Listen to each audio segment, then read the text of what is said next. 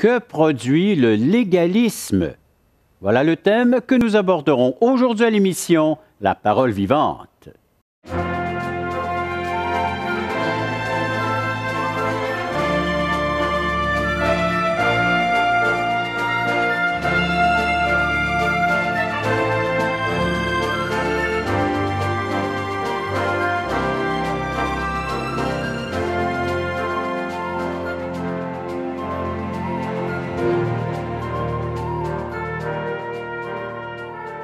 Mesdames, Messieurs, bienvenue à l'émission La Parole vivante.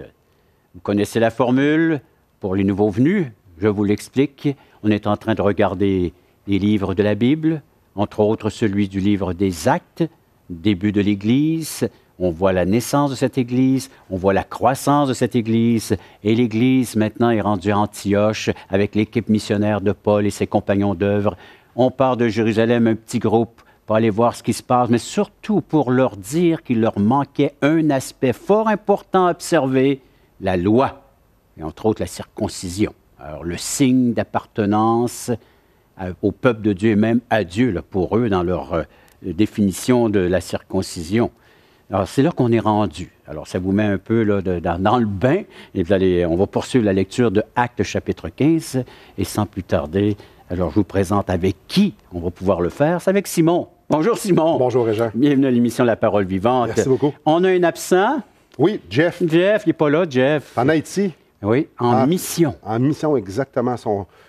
Une grande partie de son cœur qui est en Haïti. Il y a un fardeau pour les Haïtiens. Donc, une Église qui s'implique beaucoup dans la mission. Hein? Oui, la Bible parle avec Jeff, entre autres. Donc, il est là-bas en train d'avoir œuvré dans l'œuvre du ministère. Oui, alors donc, bien, on lui souhaite la bénédiction de Dieu Absolument. Tout au long de son voyage et sa mission. Et pour nous aussi, ici à l'émission Parole vivante, on est là, fidèles au poste. Oui, et on va découvrir des belles choses. Premièrement, là, le thème d'aujourd'hui, c'est que produit le légalisme? J'aimerais que tu me définisses le terme légaliste, le mot légaliste. C'est quoi le légalisme? Oui, c'est quoi? Donc, dans le légalisme, il y a le mot légal. On parle de loi ici. Donc, c'est de mettre une très grande valeur à l'observation de la loi. Je construis là-dessus. C'est de penser que par l'observation de la loi ou de préceptes, nous allons plaire à Dieu. Je construis encore là-dessus. Je dois faire ci, ça, ou pas ci, pas ça, pour être agréable à Dieu. Donc, ma vie détermine si Dieu m'agrée ou non. Selon l'observance ou le non-observance de la loi. De la loi. Ici, on parle de la loi de Moïse, mais de nos jours, on va voir aujourd'hui, on pourrait parler aussi de nos propres lois que nous-mêmes, les humains, on se fait. Mais ici, dans notre contexte, on parle de la loi de Moïse. Donc, comme tu l'as dit dans ton introduction, il y a des chrétiens qui s'en vont à Antioche, puis on dit « Hey, chrétiens d'Antioche, vous êtes païens, on est juifs, vous devez vous circoncire pour être sauvés. » Donc, si vous n'êtes pas circoncis selon le rite de Moïse, vous ne pouvez être sauvés. Au verset 1. Donc, c'est capital. Eux autres, ils ont pris sur eux de dire, on doit aller leur dire qu'ils doivent se conformer à la loi. Mais comme on a vu, la circoncision n'a rien à voir là, comme on a vu l'émission précédente. Voilà. Ça n'a rien à voir à ça. Et vu que c'est venu de Jérusalem, on retourne à Jérusalem pour en discuter. Voilà. Et donc, Paul, Barnabas, après avoir discuté avec eux, on dit, attends un peu, on va aller régler ça parce que nous, selon la parole de Dieu, on croit à un évangile de restauration, on croit à un évangile de réconciliation. On ne gardera pas des discussions vives. On s'en va à Jérusalem avec les apôtres et tout ça, puis on va discuter de ça.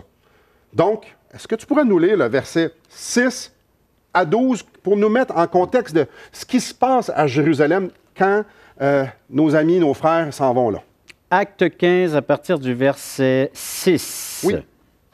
Les apôtres et les anciens se réunirent pour examiner cette affaire.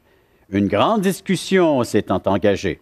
Pierre se leva et leur dit, « Hommes frères, vous savez que dès longtemps Dieu a fait un choix parmi vous afin que, par ma bouche, les païens entendent la parole de l'Évangile et qu'ils croient. Et Dieu, qui connaît les cœurs, leur a rendu témoignage en leur donnant le Saint-Esprit comme à nous. Il n'a fait aucune différence entre nous et eux, ayant purifié leur cœur par la foi. Maintenant donc, pourquoi tentez-vous Dieu en mettant sur le cou des disciples un joug que ni nos pères, ni nous n'avons pu porter. Mais c'est par la grâce du Seigneur Jésus que nous croyons être sauvés de la même manière qu'eux. Donc, Pierre, il s'introduit, là. Oui, il dit quelque chose de vraiment profond aussi. Lui, juif, regarde des pharisiens. Pharisiens, l'élite juive. Eux connaissent. Ils étudient la loi. Ils l'enseignent. Ils se sont fait choisir comme pour être des élèves d'un grand maître. Donc, eux, il y en a quelques-uns là-dedans qui se convertissent. Donc, ils connaissent la loi, ils sont habitués à avoir une place de choix. Et Pierre, celui qui est reconnu pour avoir pas d'éducation... Oui, parce qu'il arrive, lui, du lac Galilée. C'est un pêcheur. Ah oui, c'est un commerçant. Lui se lève debout dans l'église de Jérusalem et il s'adresse à eux et à tous ceux qui veulent amener la loi. Il dit, wow, asseyez-vous. Eux sortent de l'école des théologiques, là. Asseyez-vous. Ils ont été enseignés, ils ont été formés. C'est eux qui disent au peuple quoi faire, comment le faire. Et lui-même juif, là, il parle de nous et de vous. Oui. Il y a un point commun. Eux, comme nous, avons été sauvés par la foi dans la grâce, par la grâce de Jésus. En Jésus. Donc, ici, là, ce qui est super important, c'est qu'il se met au même niveau. Il met tout le monde sur le même plancher des vaches. Alors qu'eux mettent les Juifs au-dessus de tous. Paul, lui, Pierre, il vient mettre tout ça, là. Et oui. Eux, ils disent, ça prend l'observation de la loi. Pierre dit, non. Non. C'est par la foi en Jésus-Christ seul que nous sommes sauvés, que nous sommes. Donc, la circoncision n'a pas rapport. Comme on a vu dans l'émission passée, on parle du cœur ici. Par la foi, notre cœur devient circoncis. Par la foi en Jésus-Christ, parce que la perfection, Christ l'a fait pour nous. Lui, il a vécu une vie parfaite. Lui, il accomplit la loi. Donc, quand on met notre foi en lui, notre cœur devient circoncis. Nous devions, ici, ça nous parlait d'être purifiés nos cœurs par la foi et non pas par la loi. Ce qui est intéressant ici, c'est qu'il y a des chrétiens qui veulent aller envahir d'autres chrétiens pour leur mettre un joug de la loi. Vous devez faire ça pour être agréé de Dieu. De là, on parle de légalisme. Et Pierre leur dit au verset 10, il les reprend sévèrement. J'aimerais ça, on peut s'en parler à la pause. Oui, on va en parler de la façon dont Pierre reprend ses semblables. Oui, et l'approche de ces chrétiens-là d'aller imposer leur loi et la loi sur leurs confrères. Garde ça. Là. T'es bien parti. Ça me tient à cœur, ce sujet-là. Oui. Puis je le vois, puis je t'appuie. Oui, je sais. T'appuie à 100%, mon cher Simon. Je le sais. Mais je ne sais pas comment nos téléspectateurs, eux, réagissent à tout cela. Il faudrait qu'ils nous communiquent. Voilà. Et c'est ce que je vais faire à l'instant même, mon cher Simon. Je vais vous inviter à communiquer avec nous. Comment vous réagissez à l'instant suite aux propos que vous entendez là, chez vous, assis dans votre salon, là bien à l'aise? Peut-être vous avez sursauté. Alors faites-nous le savoir. 1-877-l'Espoir, 1-877-537-7647, ou prenez le temps de vous calmer, puis écrivez-nous à espoir.ca. Vous allez voir, la personne au bout de la ligne, elle va être calme, et vous allez pouvoir prier avec elle et vous expliquer. Service gratuit. Après la pause, on regarde encore les propos de Pierre d'une grande importance face à ce débat. La loi, son but n'était pas qu'on la pratique au grand complet. Donc, c'est un poids, ça devient lourd, c'est pesant, c'est accablant. Il a dit, personne n'a été capable de le faire.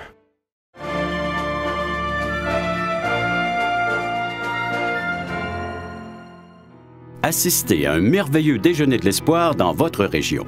Un invité vous racontera comment Dieu a transformé sa vie et comment son cœur, souffrant, a trouvé une joie indicible en développant une relation personnelle et intime avec Dieu et son Fils Jésus-Christ. Des églises locales organisent de tels déjeuners dans plusieurs régions du Québec. Découvrez où et quand vous pouvez assister à un déjeuner de l'espoir dans votre région en visitant le site espoir.ca et en cliquant sur l'onglet « Déjeuner ».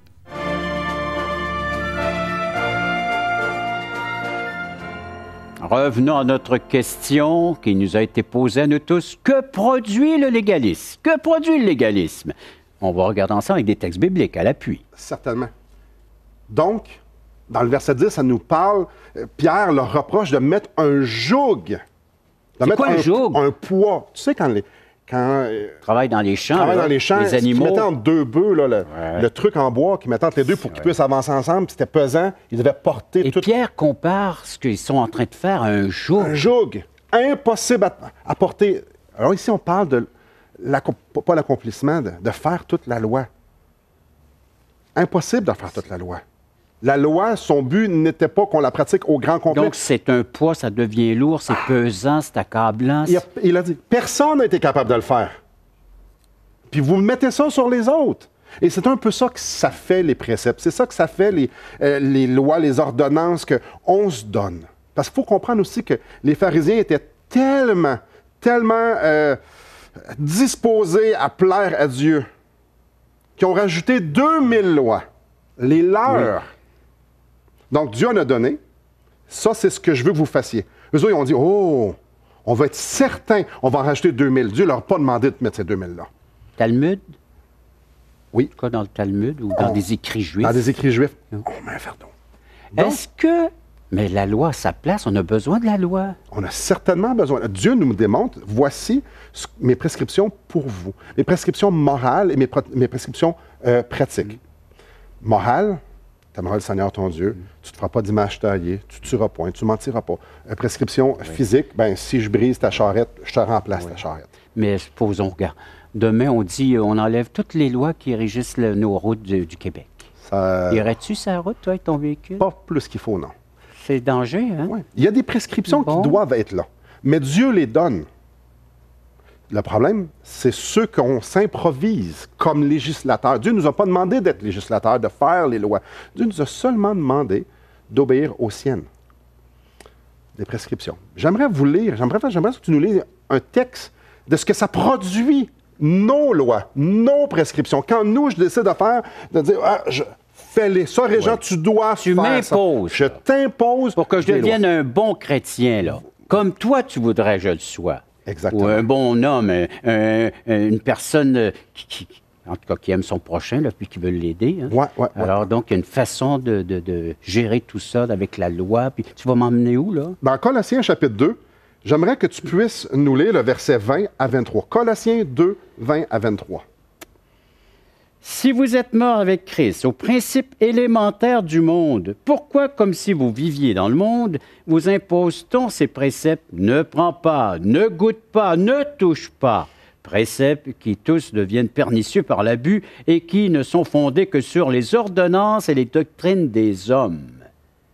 Ils ont en vérité une apparence de sagesse en ce qu'ils indiquent un culte volontaire de l'humilité, le mépris du corps, mais cela est sans valeur réelle et ne sert qu'à satisfaire la chair. Donc, à l'extérieur, les préceptes, ça paraît super beau parce que ça fait de plus belles personnes, ça fait des agissements plus beaux, mais à l'intérieur, ça change absolument rien. Ce qui est intéressant ici, c'est que le légaliste va faire des lois pour le paraître. Jésus reprend sévèrement les pharisiens. Vous lavez l'extérieur de la coupe, mais l'intérieur, c'est il va même les appeler murailles c'est peu blanchi. Donc, tu as l'air d'une tombe, mais à l'extérieur... Peinturé en blanc à l'extérieur, mais pourri en dedans. Dieu met toujours l'emphase sur le cœur, sur la relation personnelle entre le croyant et lui, la direction de l'Esprit Saint dans la vie. On va voir ça dans les émissions suivantes. Et le légalisme, c'est tout à fait le contraire. C'est voici une règle de loi que tu dois suivre. Les lois que je vais te donner. Ma compréhension de la loi. On voit dans Acte 15, il faut que tu te fasses circoncire. Eux, tout leur arrière-plan les amenait à dire, tu dois être circoncis. C'est tellement mauvais. Ça nous dit ici que ça satisfait la chair. Quoique ça paraît très humble et d'une grande piété. Je suis capable d'accomplir la loi. Dieu, je suis agréable à lui parce que je fais ma liste de choses que je dois faire. La liste de prescriptions, je la fais, donc je suis un chrétien mature, donc Dieu m'aime. Chrétien mature... On va regarder à la lumière de Romains 14 et 15. C'est loin de décrire un chrétien mature, celui qui doit s'entourer de tous ses préceptes, de ses ordonnances, de ses lois, de ce légalisme afin de pouvoir fonctionner dans sa vie chrétienne. Tu as tout à fait raison de soulever ça. Dieu nous présente comme des barrières morales que certains peuvent avoir. Et c'est génial. Il y en a qui ont des dispositions, exemple, au jeu, à l'alcool et tout ça. Et c'est correct d'avoir des barrières morales, à dire, je n'irai pas dans cette place-là, je ne ferai pas telle ou telle chose. Je me les impose de moi-même parce que je veux plaire au Seigneur. Mais c'est pas toi qui me le dis de le faire. Lorsque tu viens me voir, tu dis, tu dois faire comme moi. Et là vient le légalisme. Donc, moi, pour plaire au Seigneur, parce que je suis faible, j'ai une certaine prédisposition à faire ça, je me mets une barrière morale, je prends la même barrière morale, puis je dis, toi qui es fort, parce que tu n'as pas cette disposition-là, je te l'impose. Si ça nous dit que ça nourrit la chair, quand on impose nos standards, nos lois, on éloigne les autres de Christ. Donc, qu'est-ce que produit le légalisme? On éloigne les autres de Christ. On empêche le Saint-Esprit de parler au cœur des gens. On dit au Saint-Esprit, tasse-toi, moi, je vais lui imposer mes barrières, là, je vais t'interrompre, mon cher Simon. Je suis parti, là, oui, mais retiens tout cela dans la tête, en mémoire, parce que là, il faut prendre une pause. Là, ça en fait des choses à réfléchir. Là. Tout ce que tu viens de nous dire, c'est profond. Et ça peut être très troublant. En plus. Alors, après la pause, on revient donc avec la troisième partie de cette émission, qu'on va élaborer davantage ce fameux joug qui nous est imposé parfois par nous-mêmes ou par les autres. Oui. Le joug de la loi. La loi est supposée de produire en nous une humilité qui nous pousse à aller à Christ.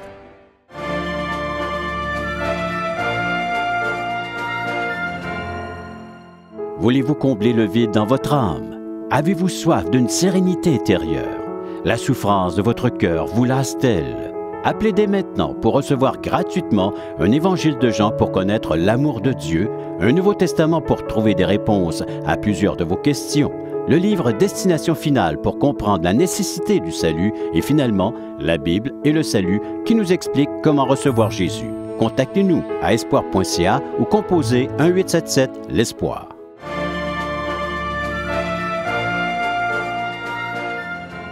Alors, vous avez pris le temps de réfléchir à tout cela. Ils ont pris le temps de réfléchir et j'entends l'une de leurs questions. Mais quelle est donc? Elle m'est venue à moi aussi. Quelle est donc, Régent? Bien, si on est là, les gens veulent observer la loi. Bon, ils ont une bonne volonté. Absolument. Ils veulent bien faire en observant la loi. Absolument. Et on doit comprendre que même dans Acte 15, les gens qui sont là, les Juifs, les pharisiens convertis, ils veulent bien faire. Ils veulent bien faire. Ils veulent amener le salut. Ils veulent que leurs frères puissent plaire à Dieu.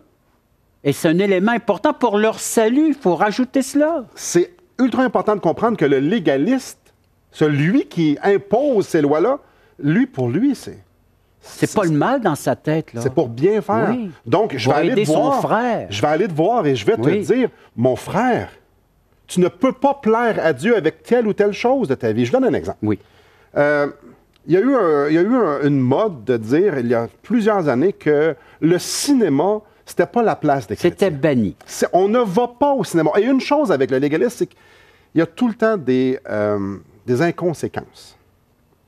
Donc, les gens disaient, certaines personnes disaient, on ne va pas au cinéma, c'est pas la place des chrétiens, c'est un endroit public, c'est des films du monde, c'est pas une bonne philosophie qui est véhiculée. Mais on avait les vidéos. Ouais. Hein? Ah ouais, c'est pas pire, ça. Il faut aller au club vidéo. Les plus jeunes comprennent pas c'est quoi. Aller louer notre film, non? Ouais, mais on va aller louer notre film. On va le passer dans la machine, puis on va le regarder dans notre salon chez nous. Ouais. Puis les plus allés, les autres disent, non, je n'irai pas au club vidéo, je vais l'écouter juste quand on passe à la TV. Oui.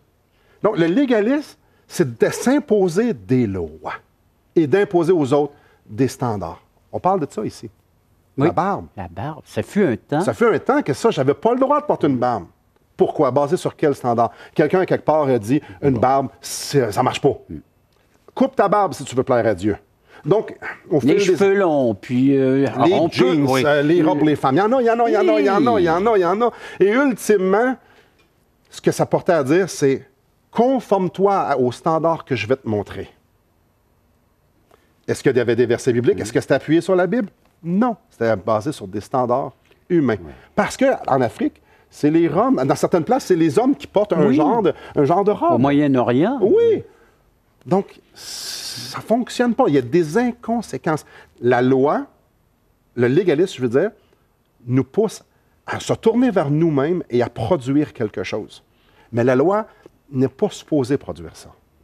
La loi est supposée de produire en nous une humilité qui nous pousse à aller à Christ. J'aimerais que tu puisses me lire Galates chapitre 3, verset 24. Alors voilà l'utilité de la loi de Dieu. Ce qu'elle est supposée de produire. Son utilité. Galates 3, verset 24. Hein? Oui, exactement. Alors, j'arrive. Ainsi, la loi a été comme un précepteur pour nous conduire à Christ afin que nous soyons justifiés par la foi. Donc, Dieu nous a donné des lois pour que ces lois-là soient comme un miroir, qu'on voit qui nous sommes. Dieu nous a montré la perfection morale. Est-ce que tu es capable de faire ça? De ne jamais, jamais pécher. De refléter l'image que tu vois. Donc, la loi, je suis supposé de me regarder dedans et faire comme, je suis incapable de la faire. Le légaliste va dire, bien, force-toi. Voilà. Conforme-toi. Vas-y. Flagelle-toi. Mais Christ dit, non, non, non, non, non, non, non, non, non, non, non. Je suis venu le faire à ta place. Je vais le produire en toi.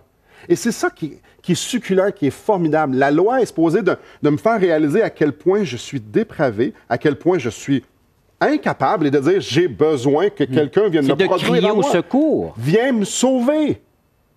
Donc, pour quelqu'un qui ne connaît pas Jésus-Christ, lorsqu'il regarde la loi de Dieu, il devrait dire, je ne suis pas capable de faire ça. Non pas, oh, je vais me forcer, je vais me forcer, je vais me forcer. Pierre reprend les pharisiens juifs, les pharisiens chrétiens. Oui. Personne n'est capable de faire ça. Donc, quand je vois la loi, plutôt, je devrais dire, hey, j'ai besoin d'un sauveur. Je suis mal pris. Je suis perdu. J'ai besoin de l'aide de l'extérieur de moi. J'ai besoin, je n'ai pas ce qu'il faut en moi. Que quelqu'un vienne m'aider. Ce qui est formidable, c'est que le même principe s'applique également aux chrétiens. Parce qu'une fois qu'on a reconnu que Jésus-Christ est notre sauveur, il y a un piège de retomber dans le légalisme. Et de par orgueil camouflé dans de l'humilité, on dit, je vais me conformer à des standards. Jamais, jamais de nos propres forces, nous sommes capables de se conformer à, peu importe proche de ressembler à Jésus-Christ. Parce que c'est ça notre mandat. Donc, la loi que Dieu nous donne est supposée de nous apporter à Jésus et d'abandonner notre vie, abandonner nos âmes, puis de dire, j'abandonne tout. Je mets ma foi que Jésus-Christ va venir produire la vie en moi. Et avez-vous remarqué ce que Pierre fait ressortir dans ses propos? Agir ainsi, c'est tenter Dieu. Si on pense que nous, tenter Dieu, cela veut dire que on est en train de se remettre sous la condamnation, sous le jugement de Dieu. De se mettre je dois porter ça. Non, non. Dieu dit, non, c'est pas comme ça que tu peux t'approcher de moi. C'est pas comme ça que tu peux venir vers moi. Ah, c'est pas déporter. Plutôt, reconnais que tu n'es pas capable de déporter et viens à la croix où est-ce que Jésus a tout accompli. Ça, on va en parler davantage. On se réserve quelques minutes à la toute fin de l'émission pour vous emmener à cette conclusion et puis vous conduire justement à cette croix que nous avons tous besoin pour, comme délivrance, pour être libérés, d'être des chrétiens vraiment libres. Mais avant, j'aimerais vous inviter à venir nous partager ce que vous vivez présentement en appelant 1-877-L'Espoir, composez 1-877-537-7647 ou écrivez-nous à espoir.ca. Service gratuit et puis en tout temps, vous pouvez nous rejoindre. Donc, après la pause, on regarde la question, c'était que produit le légalisme, puis comment en être libéré après la pause. Et c'est important qu'ils comprennent que le Saint-Esprit, s'il veut te dire quelque chose et est capable de te le dire, il n'y a pas nécessairement besoin de moi. Donc, mes barrières morales, je n'ai pas d'affaire à les imposer aux autres.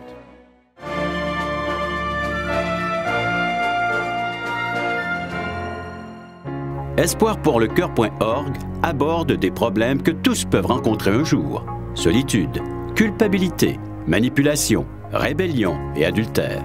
Chaque problème est clairement défini avec ses symptômes et ses caractéristiques. Des pistes de solutions sont données. Le but du site espoirpourlecoeur.org est d'encourager les chrétiens à s'entraider. Pour participer à l'une de nos conférences, consultez notre site espoirpourlecoeur.org.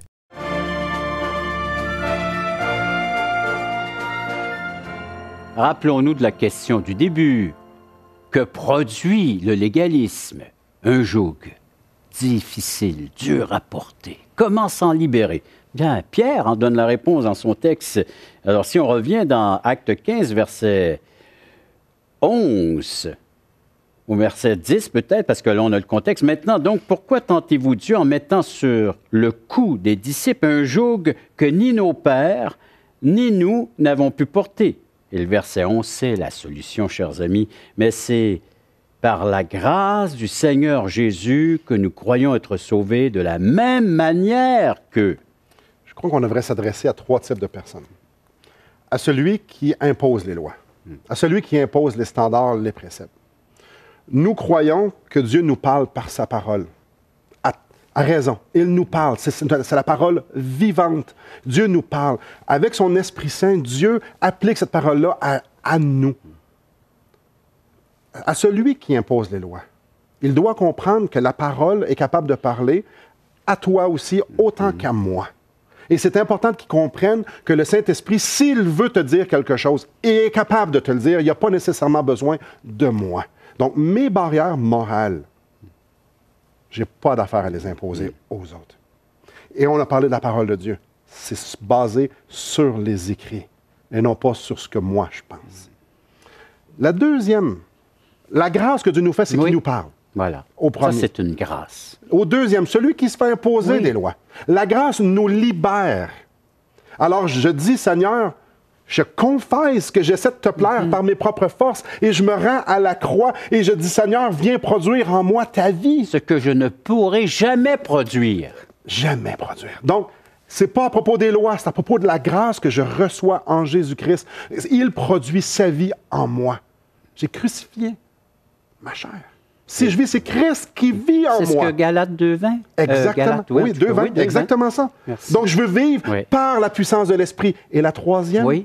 C'est celui qui ne connaît que la loi, qui est étranger à la grâce. Le Seigneur dit, toi qui es étranger à ma grâce, viens goûter à cette grâce, une faveur que tu ne mérites pas. C'est un cadeau, c'est gratuit, je te l'accorde. Je veux te libérer de ce joug, de cette condamnation, de la loi qui te dit, c'est l'âme qui pêche et celle qui mourra, et moi je veux te donner la vie. Alors viens à moi, et cette vie se trouve là où que le Christ a payé entièrement ta dette, là qui a observé puis a payé tout ce que la loi demandait, exigeait son sacrifice à la croix. Et le Seigneur Jésus-Christ est mort pour tes péchés afin que tu puisses en être délivré, libéré et de profiter de cette paix et de cette liberté en Jésus-Christ. Simon, merci de ta participation. Merci d'avoir été à l'écoute de cette autre émission de La Parole vivante.